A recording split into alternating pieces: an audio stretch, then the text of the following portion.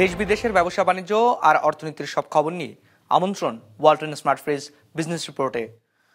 আসন্ন বাজেটে সামাজিক সুরক্ষা কর্মসূচির সংখ্যা 100-র নিচে নামতে পারে, তবে বাড়তে পারে উপকারভোগীর সংখ্যা আর ভাতার পরিমাণ। আসছে অর্থবছর জীবনযাত্রার ব্যয় কমার প্রত্যাশা সাধারণ মানুষের। কর কাঠামোতে স্বস্তি চান উদ্যোক্তারা। প্রথমবারের মতো চীনে বাংলাদেশের আম রপ্তানি শুরু। ভবিষ্যতে চামড়া ও চামড়াজাত পণ্য কিনতেও আগ্রহ প্রকাশ। এমন সব খবর নিয়ে আমাদের আজকের আয়োজন। 250-টিরও বেশি ডিজাইন অপশন নিয়ে ওয়ালটন স্মার্ট ফ্রিজ, বোঝে আপনার প্রয়োজন।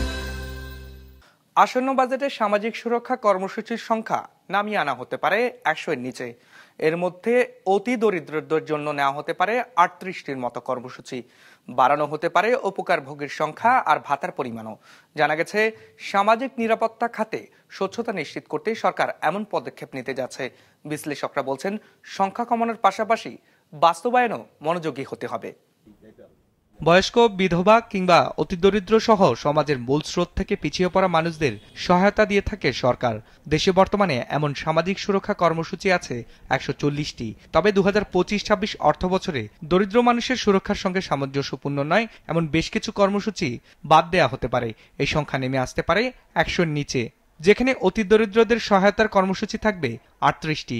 বাদ দেয়া হতে পারে সরকারি কর্মচারীদের পেনশন, কৃষি খাতে ভর্তুকি ও সঞ্চয়পত্রের সুদ পরিশোধের মতো বেশ কিছু কর্মসূচি। আসলে আমাদের তো বাস্তবায়ন ক্ষমতা অত্যন্ত সীমিত প্রতিটি ক্ষেত্রেই। কাজেই সীমিত বাস্তবায়ন ক্ষমতাকে সামনে রেখে এইগুলোকে যদি আমরা কমিয়ে, অর্থাৎ 5টা যেখানে ছিল 5টাকে যদি আমরা 1 করি, তাহলে সংখ্যাটা কমে আসলো। তখন এটা আমাদের খেয়াল রাখতে হবে যাতে যারা এই সামাজিক নিরাপত্তার জন্য সবচেয়ে বেশি প্রয়োজনীয় তারা যেন বাদ না পড়ে যায়। তবে কমছে না সামাজিক সুরক্ষা খাতের পরিধি। জানা গেছে, আসছে বাজেটে বয়স্ক, বিধবা সহ বিভিন্ন কর্মসূচির আওতায় নতুন করে যুক্ত করা হতে পারে অন্তত 10 লাখ উপকারভোগী। 2025-26 অর্থ বছরে সামাজিক নিরাপত্তা খাতে বরাদ্দ দেওয়া হতে পারে 95,908 কোটি টাকা, যা মোট বাজেটের 12.18%। চলতি অর্থ বছরে এই খাতে বরাদ্দ ছিল 90,468 কোটি টাকা, যা ছিল মোট বাজেটের 11.35%। চলতি অর্থ বছর 140টি কর্মসূচির আওতায় বরাদ্দ ছিল 1,36,000 কোটি টাকার বেশি। সমপরিমাণ কর্মসূচি 2025-26-এ থাকলে বরাদ্দর পরিমাণ গিয়ে দাঁড়াবে 1,44,000 কোটিতে। যারা হত দরিদ্র বয়স্ক, অর্থাৎ যারা সামাজিক নিরাপত্তার আওতায় যাদেরকে যদি আমরা সহায়তা না প্রদান করি, তাহলে তারা একটা দুঃসহ জীবনে পতিত হবে। উপকারভোগীর সংখ্যা বাড়ানোর পাশাপাশি আসন্ন বাজেটে কিছুটা বাড়তে পারে ভাতার পরিমাণও। জানা গেছে, বয়স্ক ভাতা 50 টাকা বাড়িয়ে নির্ধারণ করা হতে পারে 650 টাকা। 100 টাকা বাড়তে পারে বিধবা, স্বামী পরিত্যক্তা ও দুস্থ নারীদের ভাতা। পরিমাণ হতে পারে 650 টাকা। শারীরিকভাবে অক্ষম ব্যক্তিদের মাসিক ভাতা 50 টাকা বাড়িয়ে 900 টাকা। বেদে ও হিজড়াদের ভাতা 50 টাকা বাড়িয়ে 650-850 টাকা করা হতে পারে মা ও শিশু সহায়তা ভাতা। এছাড়া আগামী অর্থবছর খাদ্যবান্ধব কর্মসূচির আওতায় থাকা পরিবারগুলো 5 মাসের পরিবর্তে 6 মাস কিনতে পারবে স্বল্প মূল্যে চাল। এত নগণ্য পরিমাণ অর্থ দিয়ে আমরা কি উদ্দেশ্য অর্জন করতে সক্ষম হব, সেটা ভেবে দেখার বিষয়। কারণ তাদেরকে সত্যিকার অর্থে যদি আমরা একটা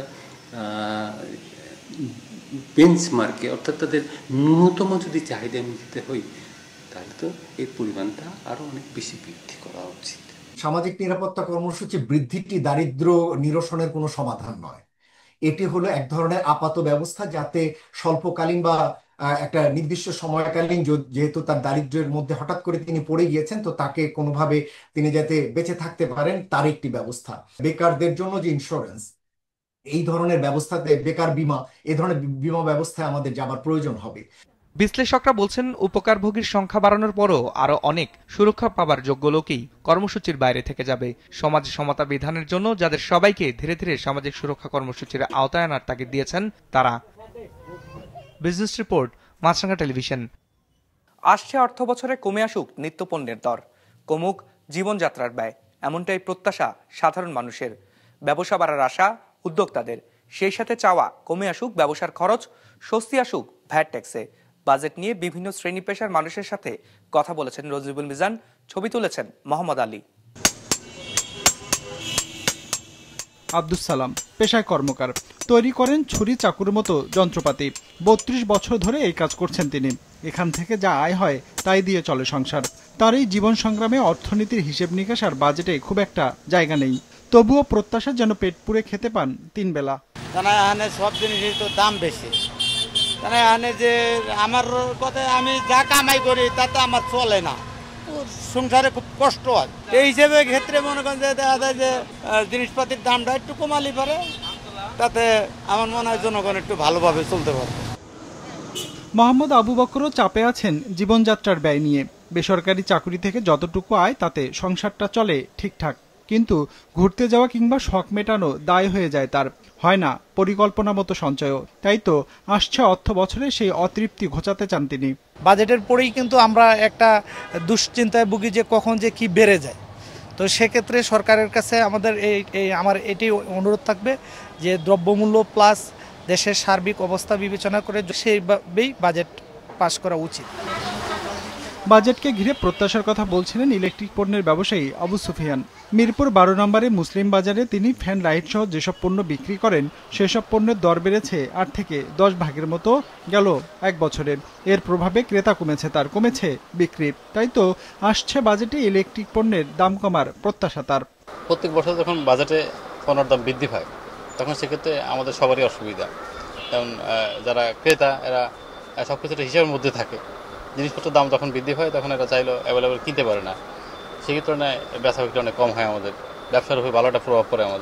আমাদের প্রত্যাশা হচ্ছে যেন প্রত্যেকটা বাজেটেই মানুষের জিনিসপত্রের দাম হাতের নাগালে থাকে। আর কামাল হোসেন জানালেন অর্থনীতিতে এসএমই খাতের অবদানের কথা, কিন্তু সমস্যা হলো কামাল হোসেন পাটের তৈরি ব্যাগ কিংবা শৌখিন পণ্য তৈরি করেন, তার কাঁচামালের দর বেড়েছে।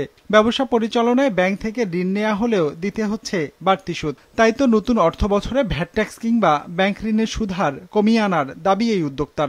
ভ্যাট ট্যাক্সটা সহনীয় পর্যায়ে থাকবে, আর ব্যাংক ঋণটা খুব সহজলভ্য এবং সিঙ্গেল ডিজিটে আনবে গভর্নমেন্ট। প্রোডাক্টের যে দামগুলি যেমন অ্যাক্সেসরিজ, তারপরে সুতা, এই আর বিশেষ করে বিদ্যুতের যে সাপ্লাইটা, এটা আমাদের জন্য খুব জরুরি। গণমানুষের এসব প্রত্যাশা কতটা পূরণ হবে তা জানা যাবে বাজেট ঘোষণার পর।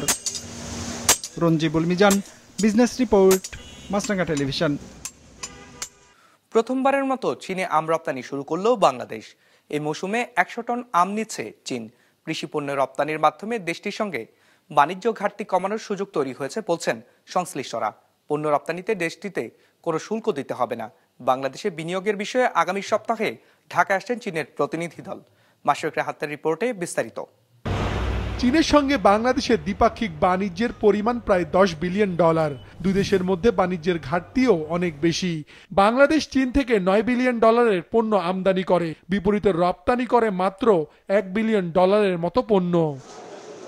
দেশটিতে প্রথমবারের মতো আম রপ্তানি শুরু করলো বাংলাদেশ। আজ দেশটির ইউনানি প্রদেশে গেল হরেক রকম 10 টন আম। এই মৌসুমে মোট 100 টন আম নিবে দেশটি। কৃষি পণ্য রপ্তানির মাধ্যমে দেশটির সঙ্গে বাণিজ্য সম্প্রসারণ ও ঘাটতি কমানোর সুযোগ তৈরি হলো বলে মনে করছে দুই পক্ষ।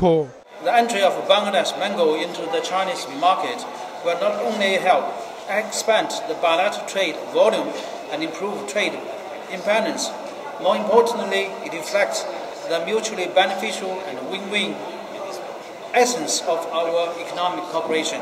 আমাদের যে বাণিজ্য সম্প্রসারণের যে উদ্যোগ, এই উদ্যোগের একটি অংশ হিসেবে আজকে আমরা প্রথম চায়নাতে আম রপ্তানি শুরু করতে যাচ্ছি।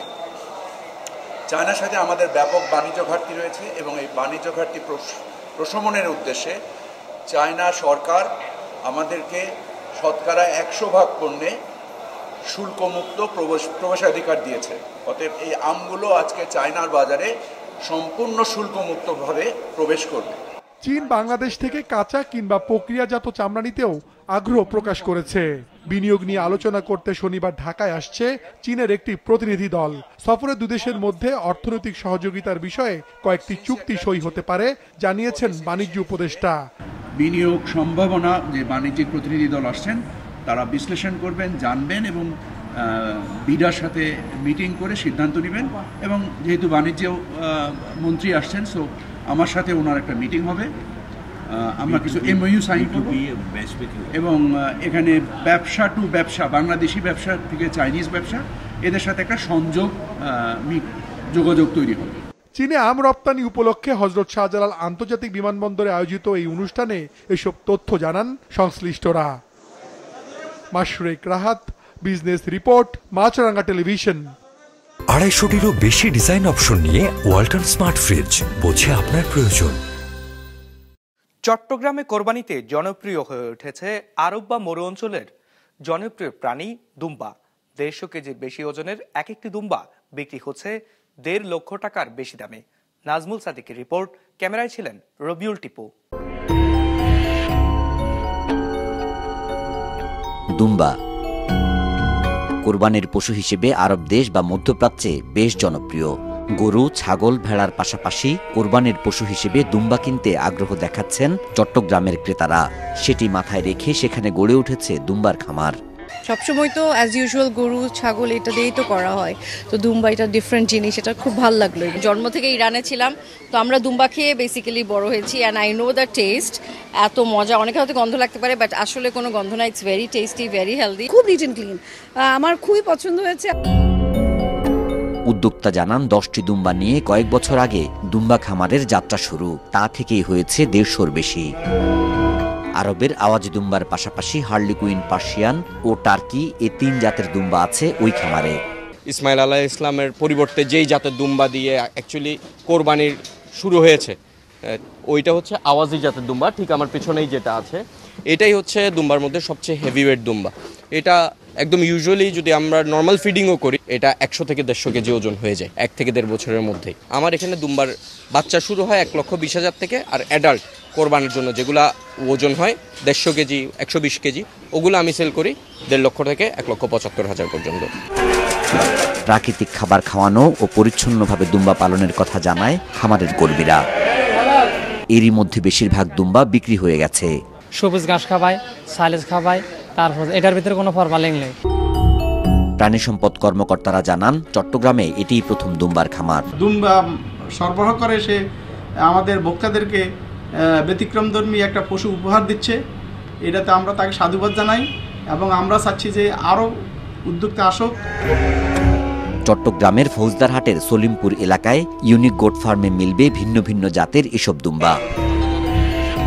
নাজমুল সাদিকি, বিজনেস রিপোর্ট, মাছরাঙ্গা টেলিভিশন।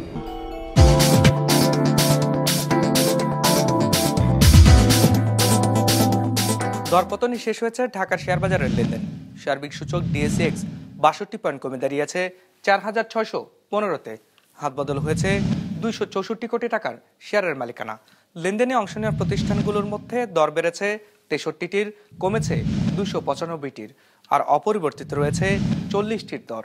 এবার বাজার নিয়ে বিশ্লেষণ শুনবো অ্যালায়েন্স ক্যাপিটাল অ্যাসেট ম্যানেজমেন্টের। আজকে মার্কেট নেগেটিভলি ক্লোজ হয়েছে। ইন্ডেক্সের একটি কারেকশন আমরা দেখতে পেয়েছি, অ্যারাউন্ড 62 পয়েন্টস কমে এখন ইন্ডেক্স দাঁড়িয়েছে 4,615 পয়েন্টসে। পাশাপাশি মার্কেটের টার্নওভারও কম ছিল যথেষ্ট, অ্যারাউন্ড 250 কোটি টাকার মতো। পার্সেন্টেজের দিক থেকে আজকে 16% কোম্পানির প্রাইস বেড়েছে, কমেছে অলমোস্ট 74% কোম্পানির প্রাইস এবং অপরিবর্তিত ছিল 10%-এর।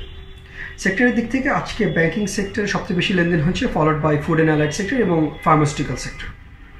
আমরা যদি ইন্ডেক্সের কন্ট্রিবিউশনের দিকে খেয়াল করি তাহলে দেখব যে ইন্ডেক্সে আজকে সবচেয়ে বেশি পজিটিভলি কন্ট্রিবিউট করেছে হাইডেলবার্গ সিমেন্ট এবং সবচেয়ে বেশি নেগেটিভলি কন্ট্রিবিউট করেছে British American tobacco.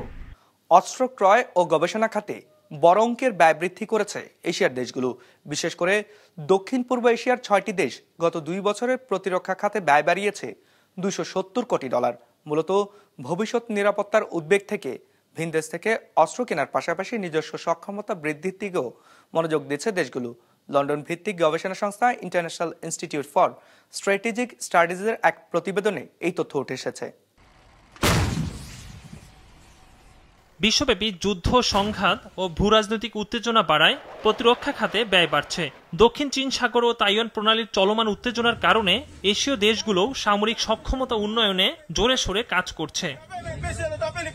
International institute for strategic স্টাডিজের গবেষণা প্রতিবেদন বলছে, ইউক্রেন, রাশিয়া ও মধ্যপ্রাচ্যের চলমান সংঘাত, যুক্তরাষ্ট্র চীন কৌশলগত প্রতিদ্বন্দ্বিতা এবং এশিয়া প্যাসিফিক অঞ্চলের নিরাপত্তার অবনতি ঘটায় প্রতিরক্ষা শিল্পে বৈশ্বিক অংশীদারিত্বের প্রবণতা বাড়তে পারে। দক্ষিণ পূর্ব এশিয়ার ৬টি দেশ Indonesia, Malaysia, Philippines, Singapore, Thailand ও ভিয়েতনাম গত ২ বছরে প্রতিরক্ষা খাতে বাড়তি ২৭০ কোটি মার্কিন ডলার ব্যয় করেছে। দেশগুলোর এ খাতে মোট ব্যয়ের পরিমাণ দাঁড়িয়েছে ১০৫০ কোটি ডলার। প্রতিরক্ষা খাতে ব্যয় বৃদ্ধির পরও ২০২৪ সালে দেশগুলোর সামরিক বাজেট ছিল জিডিপির ১.৫% মতো, যা গত এক দশক ধরে প্রায় অপরিবর্তিত রয়েছে। এদিকে সৌদি আরব ও সংযুক্ত আরব আমিরাতও প্রতিরক্ষা খাতে বড় অঙ্কের বিনিয়োগ বাড়িয়েছে। বিশেষ করে মার্কিন প্রেসিডেন্ট ডোনাল্ড ট্রাম্পের মধ্যপ্রাচ্য সফরে $1 ট্রিলিয়ন প্রতিরক্ষা চুক্তি করেছে এই অঞ্চলের দেশগুলো। এর মধ্যে সংযুক্ত আরব আমিরাত চীনের নুরিনকো ও ভারতের হিন্দুস্তান অ্যারোনটিক্সের সাথে প্রতিরক্ষা বহুমুখীকরণে কাজ করছে। যদিও যৌথ অস্ত্র উৎপাদন সহজ নয়, এমনটা উল্লেখ করা হয় প্রতিবেদনে। উদাহরণ হিসেবে 2 দশক ধরে রাশিয়ার সাথে চলা ভারতের ব্রাহ্মাস সুপারসনিক ক্রুজ মিসাইল উৎপাদনের কথা বলা হয়। প্রশান্ত মহাসাগরীয় অঞ্চলের দেশগুলো এখনো আধুনিক সাবমেরিন, যুদ্ধবিমান, ড্রোন, ক্ষেপণাস্ত্র ও নজরদারি প্রযুক্তির মতো গুরুত্বপূর্ণ সামরিক সরঞ্জামের জন্য আমদানির উপর নির্ভরশীল বলেও উল্লেখ করা হয়েছে প্রতিবেদনে। ইকরামুল ইসলাম খান, বিজনেস রিপোর্ট, মাছরাঙা টেলিভিশন। দর্শক, আমাদের যে কোনো পর্ব নিজেদের সুবিধাজনক সময় দেখতে সাবস্ক্রাইব করুন বিজনেস রিপোর্টের অফিসিয়াল ইউটিউব চ্যানেল। ফেসবুক পেজে লাইক দিয়ে আপডেট থাকুন ব্যবসা বাণিজ্যের আলোচিত সব ঘটনা সম্পর্কে। আর আপনাদের মতামত জানান কমেন্টস অথবা ইনবক্সে। আজ এইটুকুই, বিদায় নিচ্ছি, ভালো থাকবেন।